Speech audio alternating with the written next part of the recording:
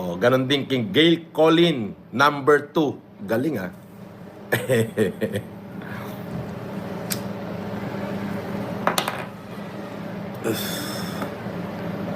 Anyway, ano ang topic ko today?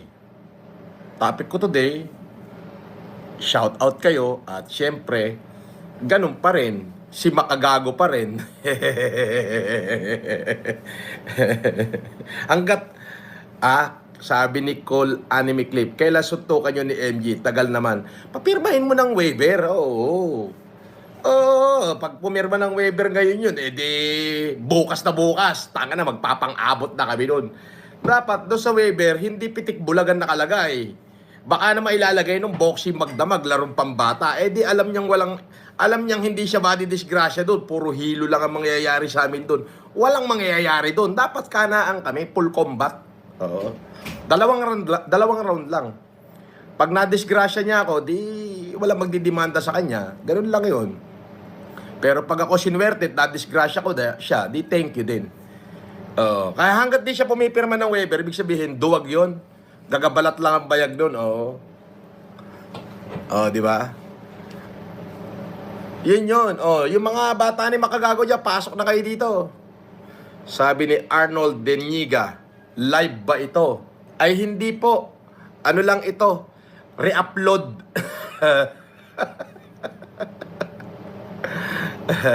Sabi ni Calico Tista Channel, nice idol. Oo. Katulad nung naipangako ko, 2 araw ako magla-live. Araw-araw. Para murahin lang si Makagago ng buwakan ng ina niya. At masabi ko sa kanya na wala siyang bayag. At masabi ko sa kanya duwag siya. Ang gusto niya, boxing daw kami, pagkakakitaan pa niya. Di ba gonggong, di ba? Puro pera-pera ang nalalaman ng putang ina. Huwag na natin pagkakitaan to, away natin. Total, sinimulan mo ko, di pumirma ka ng waiver kasi gusto na kitang kisiin. Gustong-gusto na kitang kisiin. Huwag na tayong lumayo. Pero kung gusto mong mag-camera para magka-views ka sa huling sandali ng maaring buhay ko o maaring buhay mo, di ba? Walang problema. Diyan sa harap ng bahay nyo na. Huwag na natin palayuin. Para makita naman ng mga magulang mo na magaling ka. Makita naman kamag-anak mo na maaari kang manalo. O maaaring makita ng mga anak mo, ng kamag-anak mo na diyan sa harap ng bahay mo, kikisiin kita. Gano'n kasimple, di ba? Di ba?